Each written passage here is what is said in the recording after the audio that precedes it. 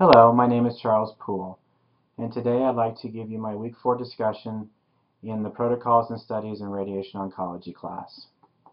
Today I'm going to be doing a discussion on the Phase 3 randomized trial of the role of whole brain radiation therapy in addition to radiosurgery in patients with 1 to 3 cerebral metastases. I'd like to begin by giving you a little bit of background information about the brain metastasis trial. Approximately 100,000 to 170,000 new patients in the United States every year will have metastatic brain cancer. These metastatic lesions are from other primary lesions located within the body. If left untreated, brain metastasis survival is less than 7 weeks. Brain metastasis is an increasing problem to manage due to the inability of chemotherapy drugs to pass through the blood-brain barrier.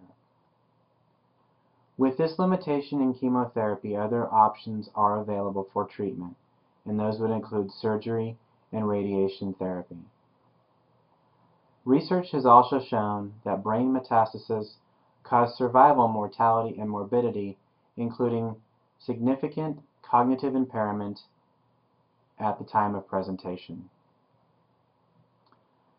Palliative whole brain radiation therapy has been shown to extend the median survival time from 3 to 6 months and also delays the neurological progression. The RTOG has conducted trials on whole brain radiation therapy dose regimens since the 1970s, and they have shown differences in survival times. These regimens include 20 gray in 5 fractions, 30 gray in 15 fractions, and 40 gray in 15 fractions, to name a few. Based on these trials, the regimen today is 30 gray in 10 fractions. Whole brain radiation therapy dosing regimens are variable, with no definitive results in survival regarding dose escalation beyond 30 gray in 10 fractions. Stereotactic radiosurgery is defined in Kahn's textbook, The Physics of Radiation Therapy, 4th edition, as a single fraction radiation therapy procedure for treating intracranial lesions using a combination of stereotactic apparatus and narrow multiple beams delivered through non-coplanar isocentric arcs. It is also defined as delivering a high dose of radiation precisely focused around a target with the brain while delivering significantly lower dose to brain tissues outside of these target areas. Brain metastases are ideal targets for stereotactic radiosurgery because most lesions are small and well demarcated from the other brain tissue. The slide is an example of a stereotactic radiosurgery on a patient with multiple brain metastases. Note the dose fall-off between the lesions. The dose is very conformal to the lesion. Today I'm going to share with you a Phase 3 clinical trial on stereotactic radiosurgery and stereotactic radiosurgery plus whole brain radiation therapy treated together.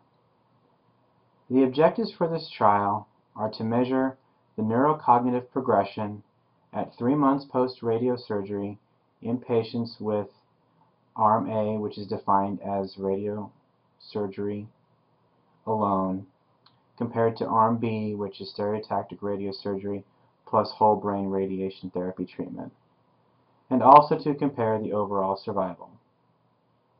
Secondarily, to determine the time of the CNS brain failure, and also to determine an improved quality of life with longer duration of functional independence, if possible. We also want to determine if the patient is going to have a long-term increased neurocognitive status. Also to compare the post treatment events and interventions between the two arms. And finally, to compare the overall survival in patients who receive stereotactic radiosurgery alone versus stereotactic radiosurgery combined with whole brain radiation therapy. The stage of this clinical trial is in phase 3 randomization. It is randomized to Arm A, which is stereotactic radiosurgery alone, or Arm B, which is stereotactic radiosurgery plus whole brain radiation therapy. According to the National Cancer Institute, phase 3 trials focus on learning how a new treatment compares to a standard treatment, or the most widely accepted treatment.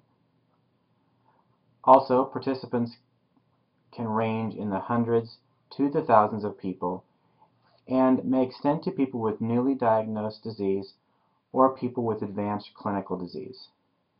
The target enrollment for this trial was 238 patients. To be included in this trial, patients have to have a clinically documented metastasis from an extracerebral site.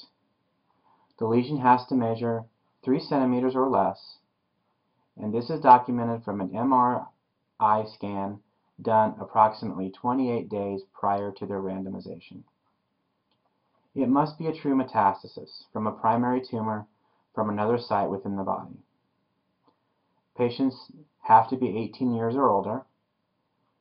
They must have an ECOG status of 0, 1, or 2. The ECOG performance status is a criteria physicians use to assess how a patient's disease is progressing. A status of 0 means the patient is fully active without any restrictions of their daily activities. Status 1 means the patient is restricted in physically strenuous activity but is still able to move. And status 2 means that the patient is capable of taking care of themselves, can move, but cannot carry out much activity. The neurocognitive testing will be done with a grooved pegboard. This is a test done to determine a patient's psychomotor function by measuring the speed the patient has by inserting pegs into a grooved board with holes. The test can determine perception and dexterity. Patients that would be excluded from this trial would be pregnant women, men and women of childbearing potential, must use effective contraception. Pacemakers or other metal that is non-compatible with MRI machines in the body would exclude patients. Any patients that are allergic to gadolinium, any patients with a prior resection of cerebral metastasis,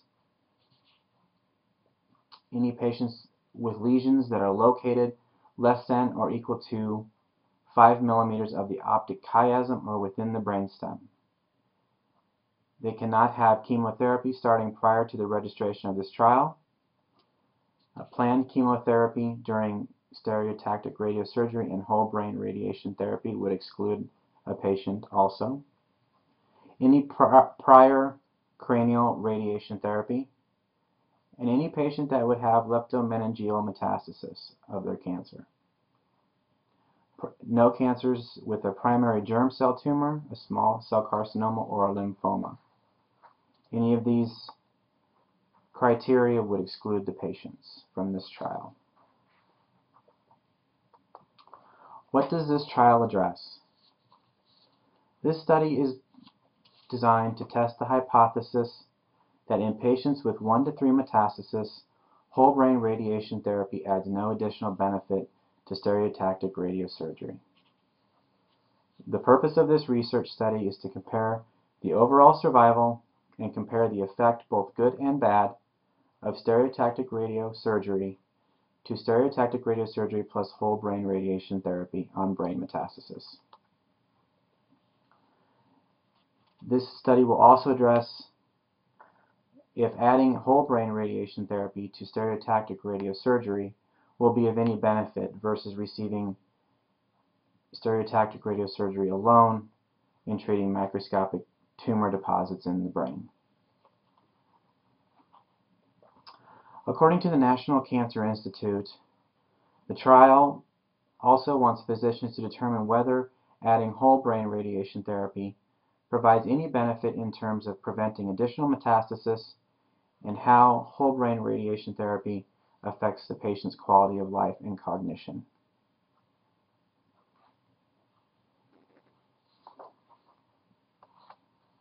What is the control for this trial? The control for this trial is Arm A, the stereotactic radiosurgery alone. Arm B in this trial is investigational, and patients will undergo stereotactic radiosurgery as in Arm A, and within 14 days, patients then will undergo whole brain radiation therapy for 5 days a week for 2.5 weeks. They will measure the quality of life, the functional independence, and the neurocognitive status at the baseline when the patient starts at the beginning of each treatment. And they will measure it at weeks 6 and 12, and then at 6 months, 1 year, 2 year, 3, 4, and 5 years thereafter. The sponsors of this trial are the North Central Cancer Treatment Group, also known as the NCCTG. These are cancer specialists that are in the community hospitals, in the clinics, and in the medical centers in the U.S., and they research cancer therapies. Collaborators on this trial include the National Cancer Institute, also known as the NCI, the American College of Surgeons, the Eastern Cooperative Oncology Group, also known as ECOG, and the Radiation Therapy Oncology Group, also known as RTOG.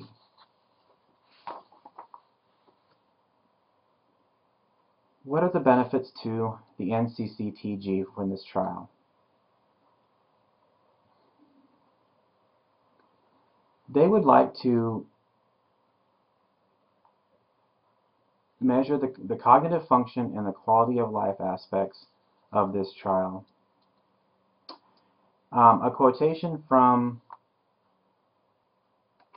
the website from ECCTG states that this is the largest study evaluating the cognitive function and the quality of life aspects that they have going. They would like to measure the costs of the additional treatment to the patient and how does this trial impact their cognitive function or quality of life. Who will benefit from the trial? Patients who have 1 to 3 brain metastasis may benefit from the addition of stereotactic radiosurgery to whole brain radiation therapy. Radiation oncologists and other physicians, such as neurosurgeons, may benefit from the information in this trial, and researchers conducting other trials that involve multiple brain metastasis will hopefully benefit from any information gleaned from this trial. How will they benefit?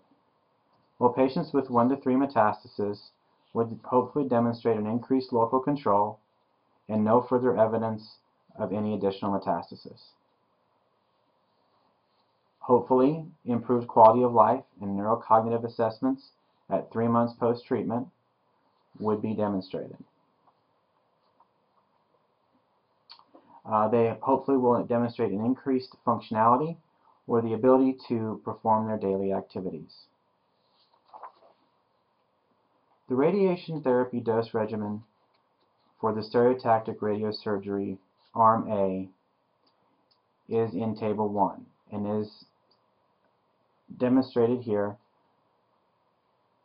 to provide a high rate of local control with minimum risk of radionecrosis.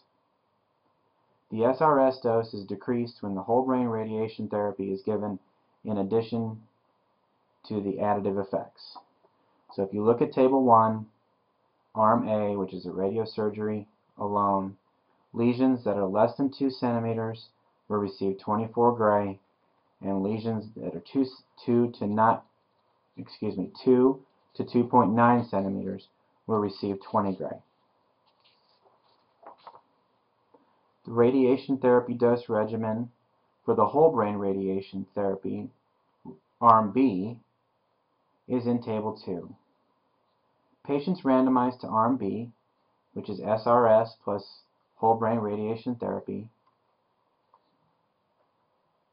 would receive doses if their lesions are less than 2 centimeters of 22 gray for the stereotactic radiosurgery, and also if their lesions are from 2 to 2.9 centimeters, they would receive 18 gray of stereotactic radiosurgery. In addition, they're going to add a whole brain on top of that, and the whole brain dose regimen would be 30 gray delivered in 12 fractions at 2.5 gray per fraction. So let's look at the arms. The stereotactic radiosurgery treatment planning protocols are in Arm A, which is just the stereotactic radiosurgery alone. Treatments need to be performed on a gamma knife or a linear accelerator with energies greater than 4 MV, preferably 6 MV. And you can use multi-leaf collimators. The machines will need to be calibrated by the RPC. The volumes defined by the planning MRI brain scan are identified by the International Commission on Radiation Units, also known as the ICRU Report 50 nomenclature. And they would include gross tumor volume, which is also known as the GTV. This is defined by the contrast-enhanced tumor seen on the planning MRI. The diameter of the tumor must be less than 3 centimeters. Also, another volume is the clinical target volume, which is also known as the CTV. This is defined as the GTV for this study. Dose should be prescribed to the highest isodose line encompassing the CTV, approximately 50 to 80% of the maximum dose. For the stereotactic radiosurgery treatment planning protocol, Arm A, the dose uniformity should be made to cover the GTV as uniform a dose as possible. The dose conformity is also considered, and that is the ratio of the prescription isodose volume to the target volume, the GTV, should be between 1.0 and 2.0. The goal is to minimize dose to the normal tissues and the critical structures. The dose to the optic chiasm should be less than 8 gray. Also, dose volume histograms should be submitted for all critical structures and volumes. Whole brain radiation therapy treatment planning protocol, or Arm B, and this arm is the stereotactic radiosurgery plus the whole brain radiation therapy together. The stereotactic radiosurgery regimen is defined previously with lower doses. The whole brain radiation therapy should be treated with photon beams with energies between 4 and 6 MV, again preferably 6 MV. Target volume consists of the entire brain, the posterior halves of the globes of the eyes, the optic nerves, the caudal border below the skull base at the top of C2 vertebral level. The prescription point is in the center of the brain, or the cranial volume. Dose uniformity for whole brain radiation therapy treatment planning should be dose within the target volume shall be within +7% and -5% of the prescription point dose, meaning that you should have 95% coverage on the target volume. The patient is recommended that they're treated in a supine position with 2 lateral equally weighted beams. The field borders should be 1 centimeter beyond the periphery of the scalp, and MLCs are allowed to be used.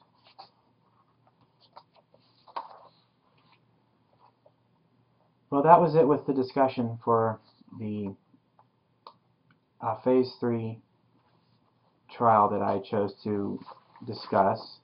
The next slice is a slice of references that I consulted and cited throughout the presentation. Of note, I will tell you that I did consult the protocol nurse for access to the complete trial, as I was unable to get to print it off for my reference. So, hope you enjoyed it, and thank you.